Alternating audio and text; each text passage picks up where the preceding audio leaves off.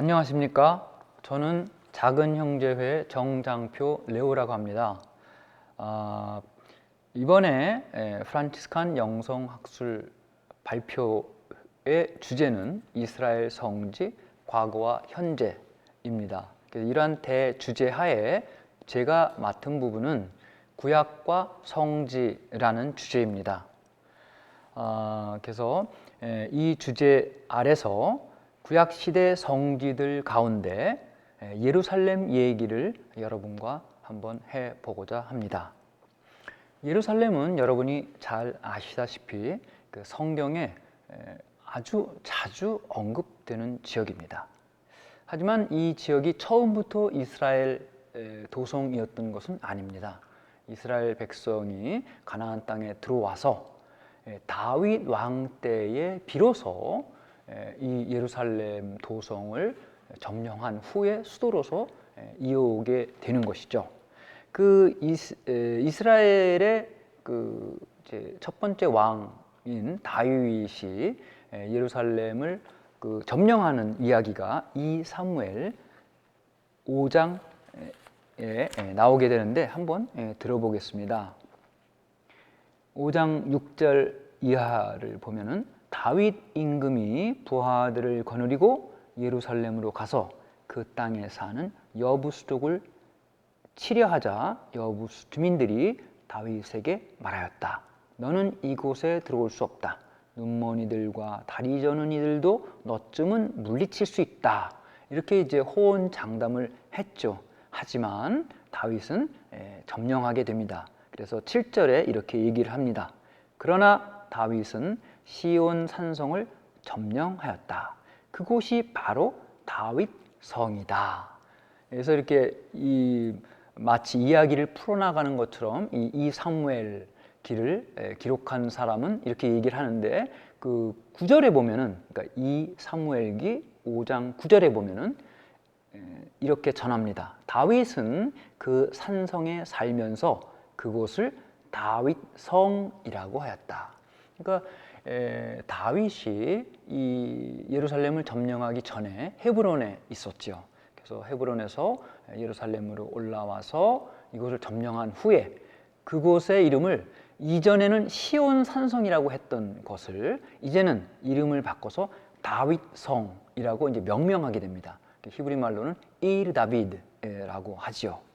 그래서 이렇게 점령해서 자기 나라의 수도로 삼은 다음에 그 이후에 이제 어떤 식으로 확장이 되느냐에 대해서는 간단하게 이 사무엘기는 이렇게 전합니다. 다윗은 밀로 안쪽으로 성곽을 둘러싸았다. 여기 이제 밀로라는 말이 나오는데 밀로는 그 히브리 말에 말레라는 말에 그 어원을 둔 단어로서 말레는 무엇을 채운다는 뜻이죠. 그래서 지형적으로 시온 산성과 나중에 그의 아들 솔로몬이 성전을 건립하게 되는데 그 사이에는 약간의 그 구분이 되는 그 이제 내리막 그 조금 들어간 곳이 있어요. 그곳을 이제 다윗이 채우면서 거기에 건물을 이제 짓게 되는데 그것을 가리키는 말일 것입니다. 밀로라는 말은. 그리고 이제 이어서 2 사무엘 5장 10절은 계속 이렇게 얘기를 합니다. 다윗은 세력이 점점 커졌다. 만군의 하느님께서 그와 함께 계셨기 때문이다. 그러니까 이제 세력이 커지면서 그 따르는 사람 수도 커졌을 것이고 백성 수도 커졌고 따라서 여부수족이 차지하고 있던 그 시온 산성의 그 지역이 점점 확장하게 된다는 것을 우리가 추정할 수 있습니다.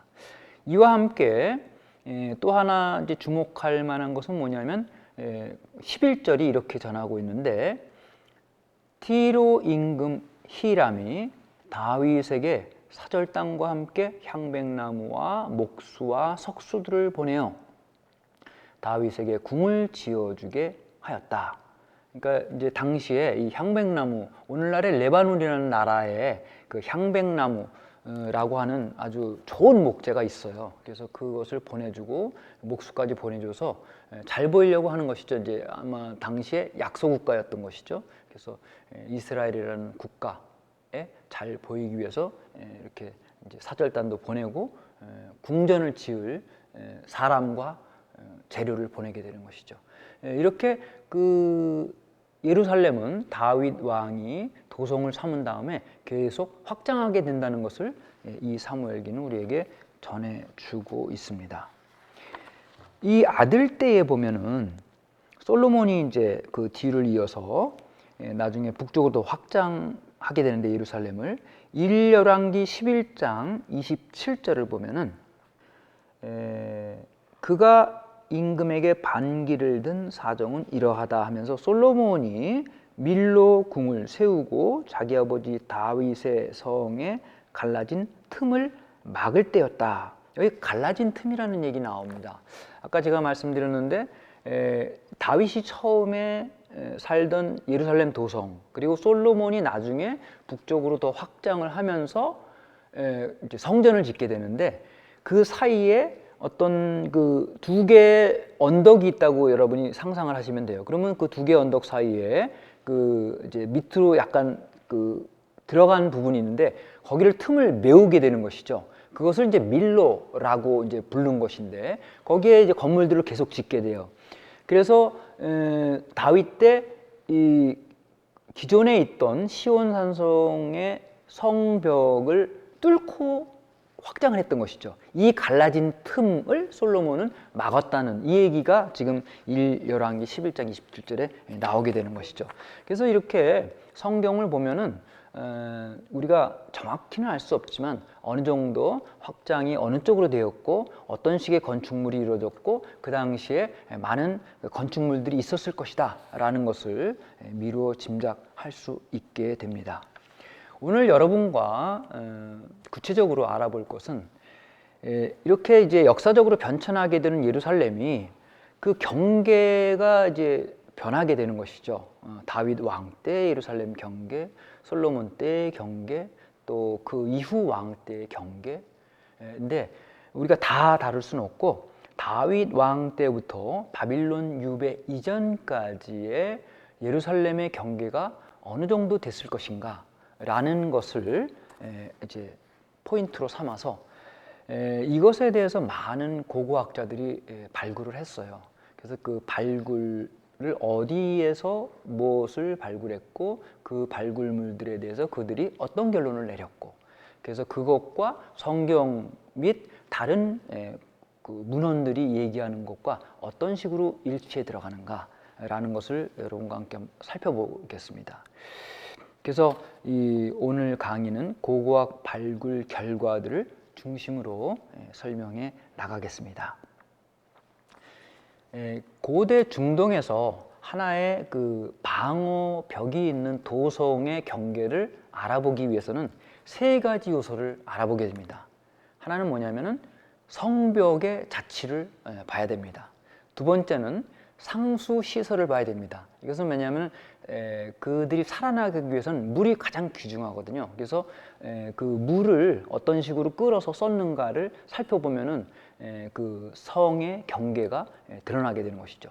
세 번째는 무덤입니다. 무덤은 왜 중요하냐면은 그 당시 그 고대 중동 문화는 이 무덤은 거주 지역 안에 무덤을 삼지 않습니다. 그래서 만일 무덤이 발견됐다 하면은 그 무덤에 좌든지 우든지, 동이든지 서든지 남이든지 북이든지 그 무덤 그 안쪽에 거주 지역 경계가 되는 거예요. 그러니까 다시 말해서 성벽 경계가 되는 것이죠. 그래서 고대 중동에서 도성의 경계를 알기 위해서는 이 세 가지 요소를 살펴보게 됩니다.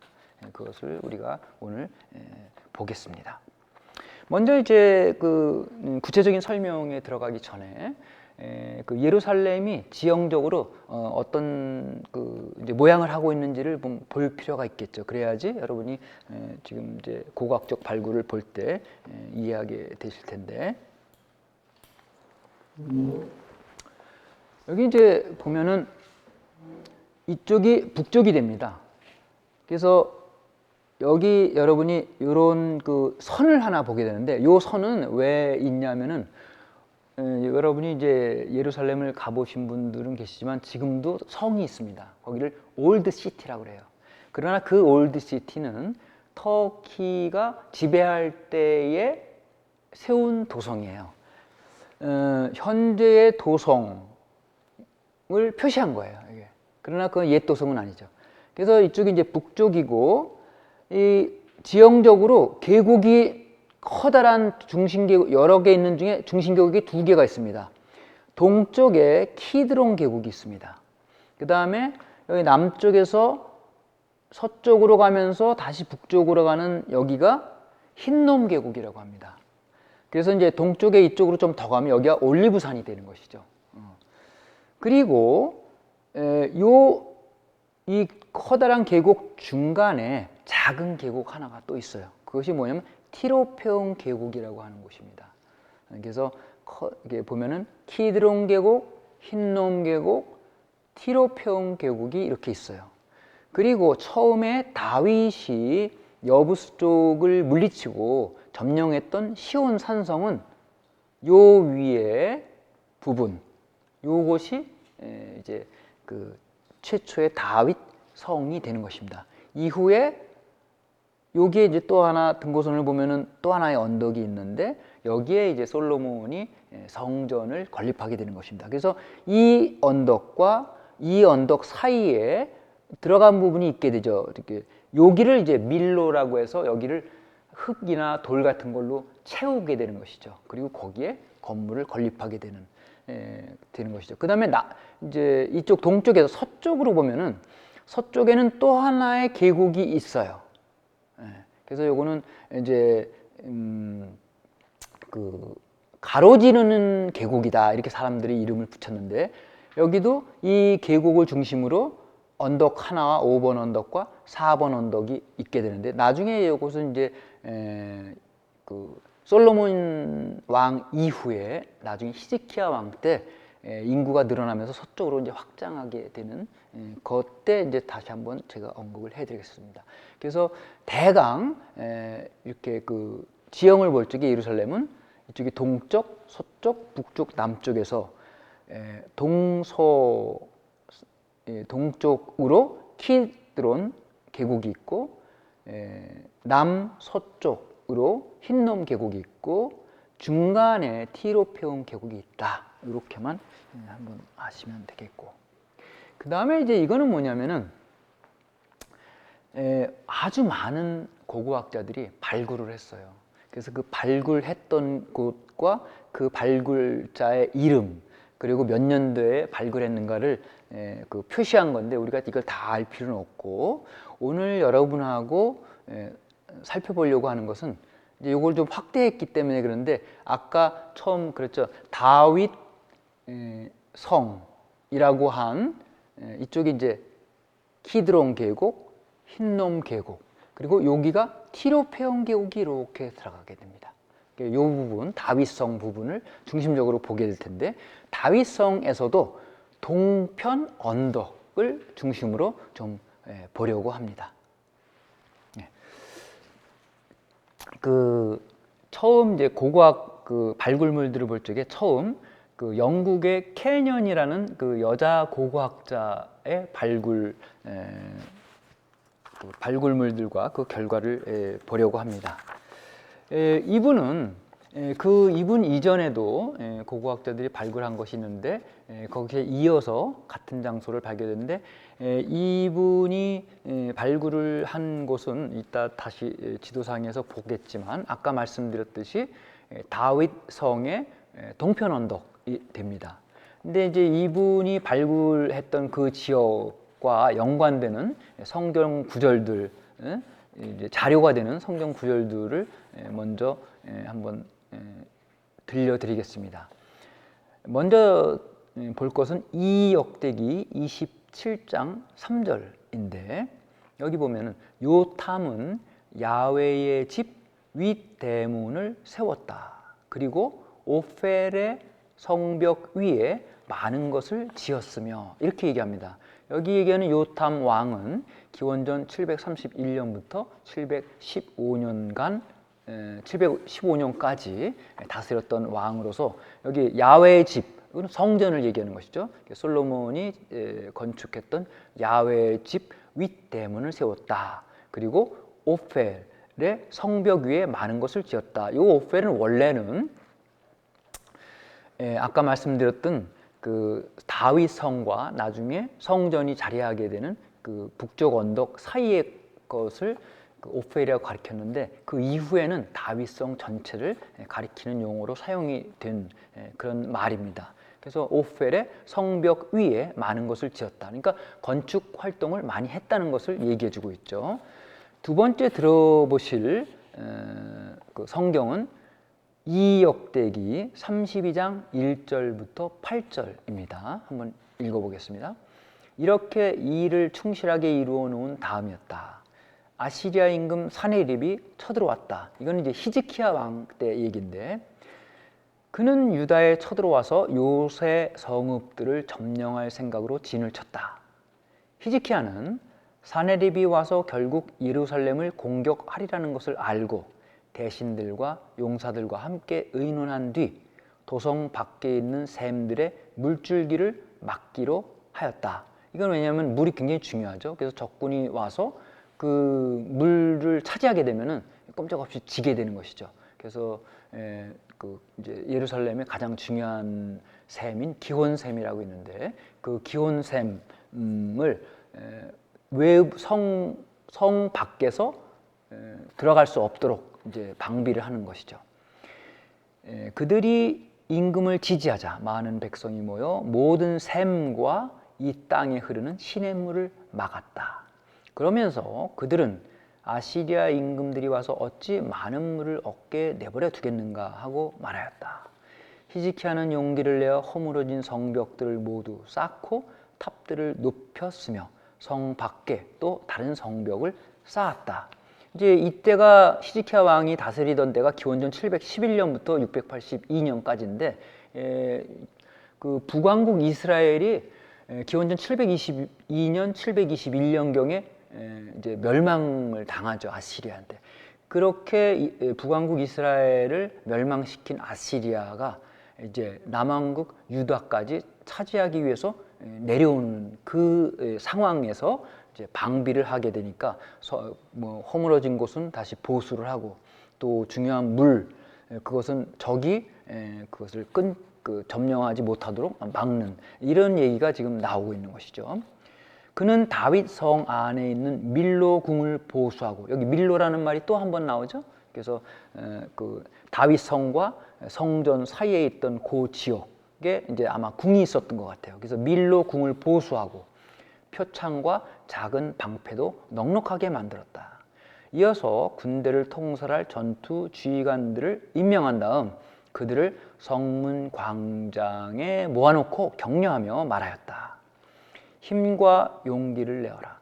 아시리아 임금과 그가 거느린 모든 무리 앞에서 두려워하지도 당황하지도 마라. 그보다 더 크신 분이 우리와 함께 계신다. 그에게는 살로 된 팔밖에 없지만 우리에게는 우리 하느님 야훼께서 계시어 우리를 도와주시고 우리 대신 싸워주신다. 백성은 유다 임금 히즈키야의 말을 듣고 안심하였다. 이제 이런 것이 자료가 되는 것은, 여기 여러분이 들으셨듯이 이제 아시리아가 쳐들어오는 것을 대비해서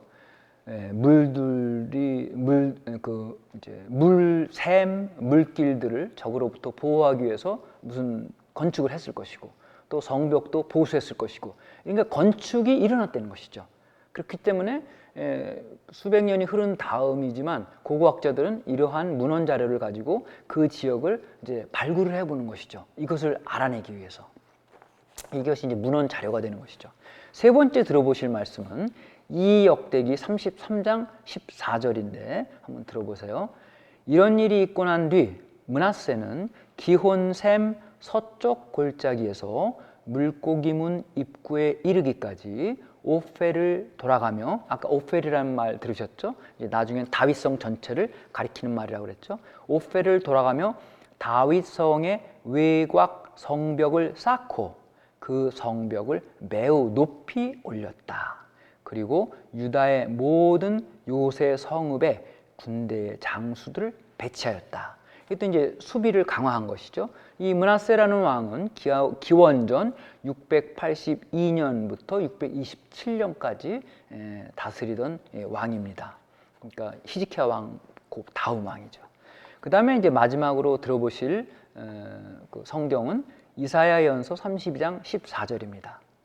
정령 궁궐은 버려지고 붐비던 도성은 황량해지면 언덕과 망대는 영원히 짐승의 소굴이 되어 들나귀들의 기쁨이 되고 가축들의 풀밭이 되리라. 이것은 이제 그 유다의 운명을 앞서 보면서 한 예언이 되는 것이죠. 그러니까 나중에 이제 여러분이 이미 역사적으로 알고 계시듯이 바빌론이 쳐들어와서 이제 점령을 하죠, 예루살렘을. 그러니까 이것도 하나의 고고학자들한테는 자료가 되는 것이죠. 아, 히즈키야 왕 때 이렇게 수비벽을 강화하고 또 므낫세 왕 때에도 수비를 강화했지만 나중에는 이제 바빌론에 의해서 점령이 되고 그러면은 이제 그 지층이 어느 식으로 형성됐을 것이다라는 것을 추정하게 해주는 자료가 되는 것이죠. 이러한 문헌 자료와 또 다른 자료들을 참고해서 캐년은 발굴을 시작을 했어요. 그래서 이 캐년은 1961년부터 67년까지 발굴을 했는데 이 캐년 이전에 마칼리스터라는 학자가 1923년부터 25년에 발굴을 했어요. 그래서 발굴을 해봤더니 이제 동쪽으로 이렇게 그 기울어진 언덕 부분인데 그 언덕 꼭대기에서 뭐를 발견했냐면은 하나의 탑을 발견했어요. 그 다음에 여러 이제 유적들을 발견하게 되는데 발굴한 다음에 그것이 무엇인가를 이제 결론을 지어야 되는데 이 마칼리스트라는 학자는 이때 발굴된 것을 다윗 시대의 다윗 탑이라고 결론을 내렸어요. 그러니까 다윗 시대면은 기원전 이제 10세기, 11세기, 10세기 때 얘기잖아요. 그리고 그 경사를 여부수족 시대의 경사라고 결론을 내렸습니다. 그러나 이제 그 이후에 많은 사람들이 의문을 갖게 됐어요. 이 결론에 왜 의문을 갖게 됐는가? 그것에 대해서는 하나 더 보셔야 될 게 있는데 뭐냐? 일단 그거와 연관된 그림을 한번 보시게 되는데 이제 이쪽이 동쪽이 됩니다. 그리고 이쪽이 서쪽인데 그래서 이 마칼리스터라는 학자는 저 위쪽 부분에 발굴을 해갖고 거기서 발굴된 것을 하나를 다윗 탑 그리고 이쪽 경사면을 여부수족 시대 것이다 라고 결론을 내렸어요. 근데 이제 문제가 뭐냐면은 여기에 가장 중요한 기혼샘이 있습니다. 이쪽에. 근데 이 기혼샘에서 이제 물을 길어다가 성에서 쓰게 되는데 이 기혼샘이 옛날부터 이것을 기를 수 있는 그 시스템이 있었어요. 근데 그 시스템 여기 보면 이제 여러분이 보시겠는데 나중에 설명을 좀 해드리면 여기 수직으로 이렇게 나 있어요. 그러니까 여기 기온샘이 이런 식으로 흘러가게 돼 있어요. 근데 여기 흘러가니까 여기 성벽은 이쪽에 이제 성이 이쪽에 있다면 성 사람들이 이렇게 내려와 갖고 여기서 물을 길러야 되는데 비밀 통로가 있었어요. 발굴을 해보니까 이제 여기 이 통로를 발굴한 사람은 고고학자도 아니고 예전에 영국군이 여기 이제 있었던 적이 있습니다. 그 중에 그 영국군 장교 워런이라는 사람이 있는데 워런이 이곳을 발견하게 돼서 현재도 요 수직 갱도 요것을 워런스 샤프트라고 해요. 그래서 이 워런 샤프트까지 내려가는 길이 있어요. 지하 갱도. 여기 그림에서 보시듯이 이런 식의 갱도가 있는데 입구가 여기 있습니다. 그러면은 여러분도 한번 생각을 해보세요. 입구가 여기 있고 성벽이 여기 있어요. 그러면은 적군이 쳐들어오면은 성벽 안으로 들어가야 되잖아요. 그럼 이 성벽 안에 들어가면 적이 여기를 막아버리면 꼼짝 못하죠. 그래서 많은 학자들이 마칼리스터가 내린 결론은 성벽이 여기라고 하는데 저거는 그럴 수가 없다. 그럼 어떻게 이 입구가 성벽 밖에 있을까? 그래서 이제 이런 와중에 캐년이 발굴을 시작을 하게 됩니다. 그래서 이쪽을 발굴하면서 여기 이제 NANB라고 썼는데 결론만 말씀드리면 이쪽으로 내려서 발굴을 해보니까 성벽 자체가 나온 거예요. 그래서 이 성벽을 발굴하고 나서 여기를 결론을 내려보니까 요것은 그 여부수족 시대의 성벽이에요. 다윗이 예루살렘을 점령한 다음에는 그 좀 더 안쪽, 그러니까 좀 더 서쪽으로 성벽을 쌓았어요. 그래서 요거는 MB는 여부수족 시대의 성벽, NA는 다윗 시대 성벽이 됩니다. 그렇게 되면은 이제 의문이 풀리게 되는 거예요. 왜냐하면 요 이 기온샘 물을 기르러 워런 샤프트까지 내려가는 비밀 통로가 성벽 안에 있게 되는 것이죠.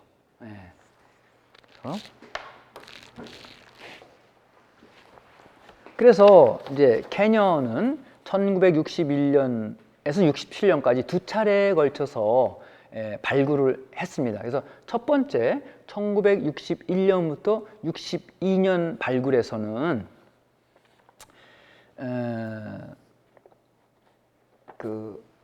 이 동쪽 밑으로 6m 더 확장해서 발굴을 작업을 합니다.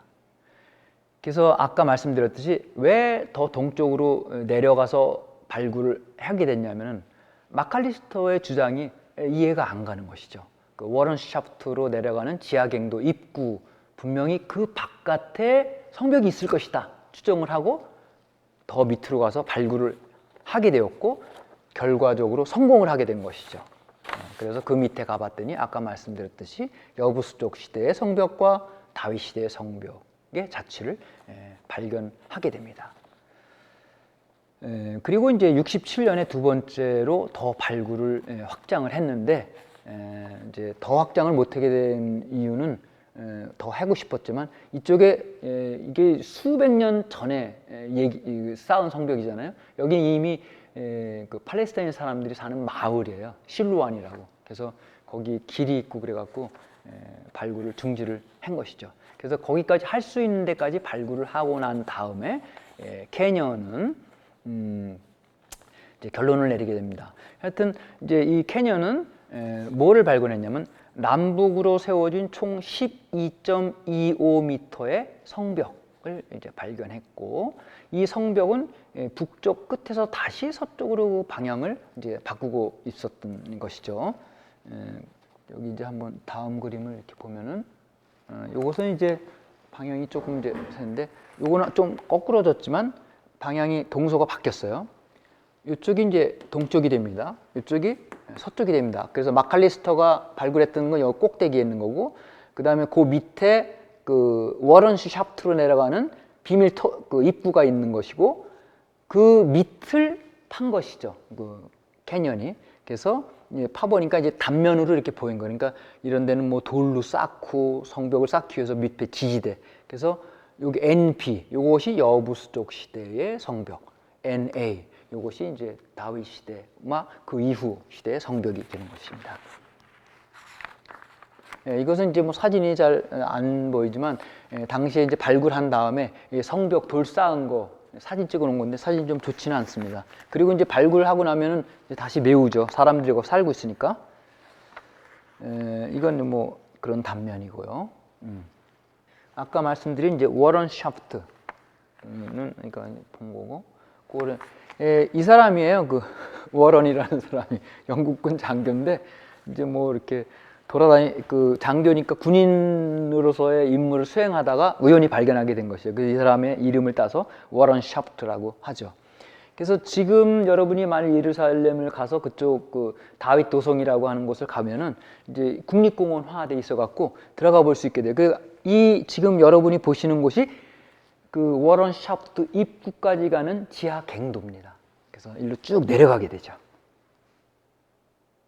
여기 이제 앞에 제가 그때 갔을 때 앞에 가는 사람들 이제 찍은 거 이렇게 굉장히 길게 내려가요. 이런 식으로 이제 내려갑니다. 여기가 이제 입구가 돼요. 여기까지 내려가서 여기서 이제 물을 길어 올리는 것이 있거든요. 요걸 이제 단면으로 보면은 아까 이쪽이 이제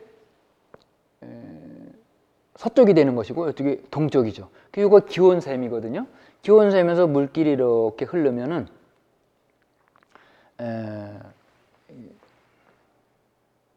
그죠?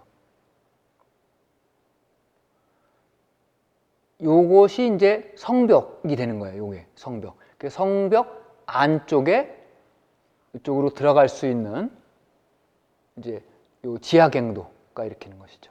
이렇게 들어가고 여기가 요게 이제 워런 샤프트가 되는 겁니다.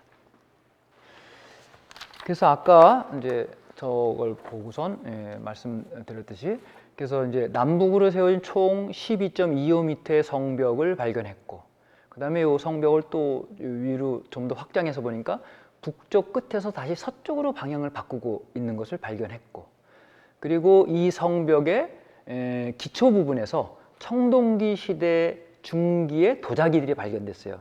이 도자기는 왜 중요하냐면은 그 당시 사람이 사는 곳에는 꼭 도자기가 있어요.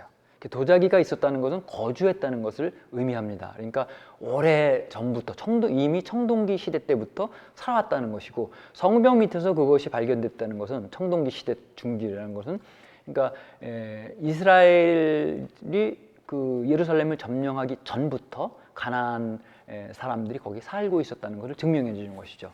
그래서 이런 발굴을 해놓은 다음에 캐년은 이제 결론을 내립니다. 첫 번째는 여기에 성문 수비탑이 하나 있었다. 하지만 탑의 모퉁이 부분은 아니다. 그 다음에 두 번째, 이 성문을 통해서 기혼샘까지 가는 길이 있었고 그래서 평화시에는 그러니까 전쟁 상황이 아닐 적에는 그 성문을 나와서 기혼샘까지 가서 물을 길어왔던 것이죠.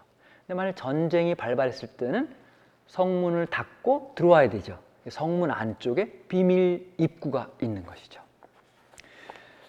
이 캐년 발굴의 의미를 정리를 해보자면 기원전 1800년경 다시 말해서 청동기 시대에 요새화된 도성이 존재했었다. 두 번째, 마칼리스터의 해석이 수정되게 된 것이죠. 곧 도시 방어를 위한 성벽은 마칼리스터가 내린 해석대로 언덕 꼭대기의 것일 수는 없는 것이죠. 왜냐하면 그럴 경우에는 워런시 샤프트로 내려가는 비밀 통로는 의미가 없어지기 때문이죠. 세 번째, 이 수비 성벽은 전시 등의 비상시에 기혼샘을 이용하기 위해서 히즈키야 터널을 뚫을 때까지 그러니까 히즈키야 왕 때까지 약 1000년간 이용되어 왔다. 네 번째, 더 동쪽에 있는 성벽, 그러니까 아까 성벽이 두 개 있었다 그랬잖아요. 그래서 NP, NA 이렇게 명명을 했는데 그 오래된 성벽 NP는 청동기 시대 중기, 곧 기원전 1800년경의 것이고 그 다음에 기원전 700년경 히즈키야 왕 시대에 이 예전의 성벽보다 더 안쪽으로 다시 말해서 더 서쪽에 새로운 성벽을 건축했다. 이렇게 결론을 내릴 수 있는 것이죠. 그래서 캐년의 발굴이 굉장히 큰 의미를 갖게 되는 것입니다. 그 다음으로 봐야 될 것이 실로라는 사람의 것인데 그 실로라는 사람의 발굴을 얘기하기 전에 아까 이제 워런 샤프트를 중간에 말씀드렸잖아요. 그거에 대해서 보충적으로 설명을 하나 하고 그리고 넘어가겠습니다. 아까 말씀드렸듯이 워런 샤프트는 일종의 수직 갱도입니다. 그것을 발견한 사람은 아까 사진으로 보셨듯이 워런이라는 사람인데 1867년에 발견을 했다고 그래요. 그래서 이 사람 이름을 따서 워런의 수직 갱도, 워런 샤프트라고 부릅니다. 이 갱도는 동쪽 경사 아래쪽에 위치하고 다윗성 내부에서 지하로 약 15m 정도의 갱도를 따라 내려가면 그 입구에 도달하게 됩니다. 아까 사진으로 보셨죠? 이 입구에서 수직 갱도가 시작이 되는데 기온샘 물길과 닿게 됩니다. 그래서 그 워런 샤프트 위의 입구에서 물길까지 길이는 약 12.3m입니다. 히즈키야 왕 때 완공이 되게 되는 히즈키야 터널 이전까지는 이 수직갱도를 통해서 물을 얻어왔던 것이죠. 그 마칼리스터는 아까 말씀드렸듯이 이제 그런 잘못된 결론을 내렸기 때문에 이제 학자들이 이상하게 여겼던 것이고, 캐년의 발굴과 그 결론을 통해서 이런 의문이 풀리게 된 것입니다. 이제 쉴로라는 사람의 발굴을 한번 살펴보겠습니다. 쉴로는 이제 그 동쪽 경사면이 계속 이스라엘 왕조 시대에 건축이 계속 진행이 됐고, 또 그쪽으로 이제 전쟁도 많이 있었고 했기 때문에 많은 발굴물들이 있을 것이라고 쉽게 추정을 할 수 있는 장소입니다. 그래서 많은 학자들이 그것을 반복해서 발굴을 했던 것이죠. 이 쉴로라는 사람 역시 그 이제 동쪽 경사면을 발굴을 했어요. 그래서 그 이제 발굴물과 그 결론을 말씀드리는데, 쉴로 이전에 발굴했던 그 역사를 잠깐 살펴보면, 아까 말씀드렸듯이 1923년부터 25년에 마칼리스터라는 사람이 발굴을 해서 결론은 이제 잘못된 결론이었지만, 하여튼 자기가 그 발굴한 곳이 여부수족 시대의 수비 성벽이다. 그리고 탑처럼 생긴 부분이 다윗의 탑이다. 이렇게 명명했던 것이고, 그 다음에 아까 또 언급했듯이 1961년부터 67년에 캐년이 발굴을 했고, 캐년과 함께 또 아비가드라는 사람도 이 지역을 발굴을 했어요. 그래서 아까 이제 캐년이 발굴과 결론을 말씀드렸지만, 다시 한번 상기시켜 드리면, 캐년은 이렇게 결론을 내렸죠. 일명 다윗의 탑, 다윗의 탑이라고 하는, 그러니까 마칼리스터가 명명했던 다윗의 탑 밑에서 거기 이제 캐년도 봤는데, 거기는 기원전 2세기의 주조 화폐들이 나왔어요. 그리고 캐년이 그 마칼리스터가 다윗의 탑이라고 명명한 그것은 그 다윗 시대 것이 아니라 다윗 시대와 그 이후 시대의 유적 위에 지어진 것이다 라는 것을 이제 알아낸 것이죠. 그래서 그 마칼리스터가 다윗 시대의 탑이라고 했던 것은 다윗 시대가 아니라 마카베오 독립전쟁 시대 때의 탑이라는 것을 알아낸 것이죠. 이러한 이제 자기 이전의 발굴 작업과 결론들을 참고 삼아서 쉴로는 1978년부터 82년까지 그 경사지와 그 밑쪽으로 발굴을 확장해 나갑니다. 그 결과 세 개의 주요 건축물들과 그 이외의 것들을 발굴해 내게 됩니다. 한번 사진으로 먼저 보시겠습니다.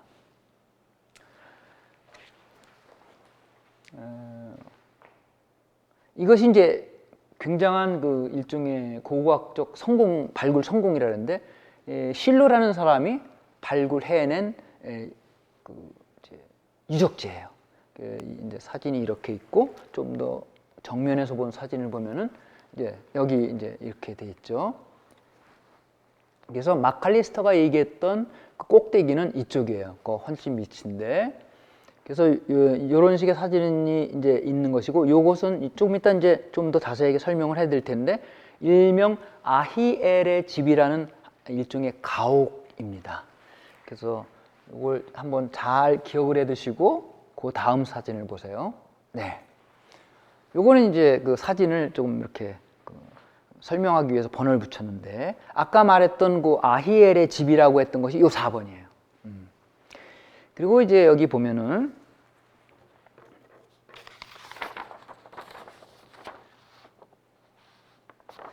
여기 이제 1번이라고 되는 거죠. 여기 1번 하나, 여기 1번, 1번, 1번 이렇게 있는 거는, 여기가 경사면이기 때문에 건축을 하기 위해서는 좀 평평하게 만들어야 될 필요가 있는 것이죠. 그래서 주변에 있던 돌들, 뭐 쓸 수 있는 것들, 뭐 기둥 이런 거를 해갖고 그걸 평평하게 만들기 위해서 건물 지지대로 사용했던 부분이 1번으로 표시한 그런 부분들입니다. 그래서 이거는 굉장히 오래된 것으로서 기원전 14세기, 13세기 때에 그렇게 이제 지지대로 사용한 것이죠. 그 다음에 이제 2번은 여기 2번이 있죠? 여기 2번 있죠? 이렇게. 요거는 조금 더 발전돼서 계단식으로 지지대를 쌓았어요. 계단식으로. 그래서 좀 계단식의 것이 이제 되는 것인데, 요거는 이제 조금 이후 시대로서 기원전 10세기경, 그러니까 다윗 시대, 솔로몬 시대, 그 이후 왕조 그 시대죠. 그 다음에 이제 3번은 여기 3번 있죠? 3번. 저거는 일종의 수비벽이라 할까요? 수비 시설이죠. fortification. 요새 시설로서 지어진 것이 이제 3번이 되게 됩니다. 그래서 요 3번을 아까 마칼리스터가 발견하고 다윗 시대라고 그랬는데 그게 아니라 마카베오 독립전쟁 시대의 것이다라는 것이죠. 그 다음에 요 4번은 아까 말씀드렸듯이 가옥이에요. 그래서 거기에 이제 출토된 것으로 볼 적에 이름도 알아내게 된 것인데 이 집주인 이름이 아히엘이에요. 그래서 아히엘의 집이라고 명명을 했고, 여기 이제 5번이 있게 되는데 여기는 그 불탄 방이 하나 발견이 됐어요. 요것은 그래서 이제 뭐 실로가 발견을 했지만 실로와 그 다른 고고학자들은 바빌론이 쳐들어왔을 적에 그때 이제 예루살렘이 화염에 휩싸이게 되고 부서지게 되죠. 그때 흔적이다 이렇게 결론을 내리는 것입니다. 그러니까 실로는 굉장한 성공을 거둔 거예요. 이제 발굴로서. 그리고 이제 여기 발굴물들 중에 중요한 것으로서 뭐가 있냐면 공문소용 인장들이 많이 발굴돼서 4개만이 아니라 그 중에 이제 대표적인 것이 이제 이런 건데, 여기 여러분이 보시게 되면 저도 이제 잘 모르는데 이거는 오늘날 우리가 그 책에서 보게 되는 히브리어는 사실 글자는 아람어 글자입니다. 그 고대 히브리어는 조금 달라요. 그래서 이거는 고대 히브리어로 적힌 공문서용 인장이에요. 그러니까 굉장히 오래된 시대 때의 이제 건물이라는 것을 우리가 알 수 있게 되는 것이죠. 이거는 뭐 아까 인장이 4개뿐이 아니라 그랬죠. 여러 개들이 있죠. 실로는 굉장히 성공을 이제 거뒀습니다. 그래서 이제 세계의 주요 건축물들 발굴의 성과는 아까 말씀드렸듯이 아히엘의 집, 그 다음에 불탄 방 5번 사진에서 5번이라 했던 거는, 그래서 학자들은 이것이 기원전 587년경 바빌론이 쳐들어왔을 적에 예루살렘 성전이 파괴될 때의 그 흔적이다라고 결론을 내렸어요. 그리고 이제 조금 아까 보셨던 공문서용 인장이 51개나 발견이 됐는데 요거는 기원전 6세기경의 것으로 결론을 내렸어요. 그래서 요 기원전 6세기경의 인장들과 연관된 성경은 요거라 이제 예레미야서에 나온다고 학자들은 얘기하는데 그 대목을 한번 읽어드릴게요. 예레미야 연서 36장 9절부터 12절입니다.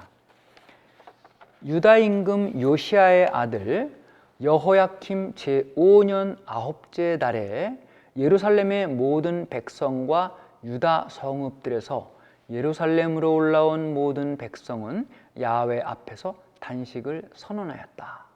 그때 바룩이 야훼의 집에서 곧 야훼의 집 새 대문 어귀 위 뜰에 있는 사판 서기관의 아들 그마리아의 방에서 예레미야의 말이 적힌 두루마리를 온 백성에게 읽어주었다. 사판의 손자이며 그마리아의 아들인 미카야가 두루마리에 적힌 야훼의 말씀을 듣고 나서 왕궁의 서기관 방으로 내려가니 거기에는 모든 대신이 있었다. 곧 엘리사마 서기관, 스마야의 아들 들라야, 악보르의 아들 엘라탄, 사판의 아들 그마리아, 하나냐의 아들 치데키야를 비롯하여 모든 대신이 앉아 있었다. 이 시대가 이제 여호야킴 왕 시대인데, 여호야킴은 기원전 594년부터 583년까지 다스리던 왕으로서 이때 이제 예루살렘이 함락되게 됩니다. 여기 보면은 서기관이라는 얘기도 나오죠. 그다음에 모든 대신이라는 얘기가 나오죠. 그래서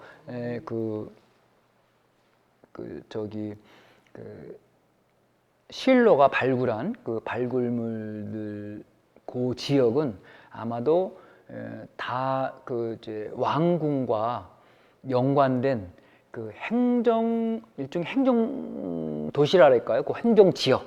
그러니까 하나의 도시면 많이 여기 우리 저거 사는 곳이 이제 서울시인데, 서울시에는 서울시청이 있는 것처럼 그 다윗성에는 그 행정을 담당했던 그러한 건물들이 모여 있던 그런 지역이다라고 결론을 내릴 수가 있는 것이죠.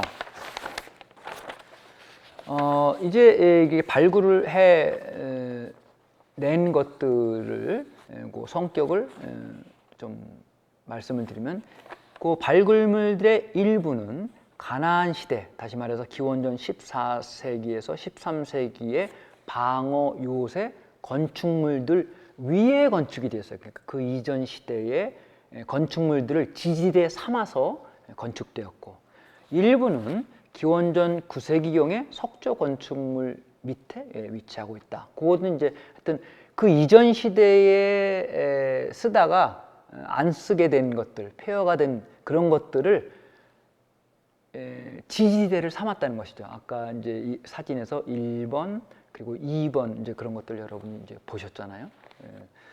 그 다음에 이제 이런 그 발굴물들 발굴을 해난 다음에 결론을 어떻게 내냐면, 이 실로가 발굴한 그 경사지는 기원전 10세기에 건축되었고, 그 기능은 건축물들을 지탱하기 위한 것이다. 이렇게 이제 결론을 내렸어요. 이 지역, 그러니까 그 실로가 발굴한 그 지역은 북쪽의 성전과 남쪽의 다윗성 사이에 위치했던 곳으로서, 이것은 이제 오펠이라고 하죠. 행정부 건물들이 들어서 있던 곳이다. 아까 예레미야 예언서에 들었듯이 서기관들, 모든 대신들 얘기가 나오기 때문에 행정부 건물들이 들어서 있던 곳이다 라고 해석을 했고, 그리고 기원전 7세기경에는 이 지역에서 건축이 아주 활발했다라고 해석을 했어요. 그래서 이러한 그 실로의 발굴은 굉장한 이제 성과를 얻었던 것입니다. 그 다음으로 이제 크라우프트라는 분의 발굴을 설명해 드릴 텐데, 시간이 제가 보니까 지금 한 50분 정도 된 것 같죠? 실로의 발굴과 그분의 해석을 이렇게 정리할 수 있겠습니다. 여기서 첫 번째 시간을 마치고 두 번째 시간부터는 이제 두 번째 시간에서는 크라우프트라는 분의 발굴부터 설명을 해 드리겠습니다.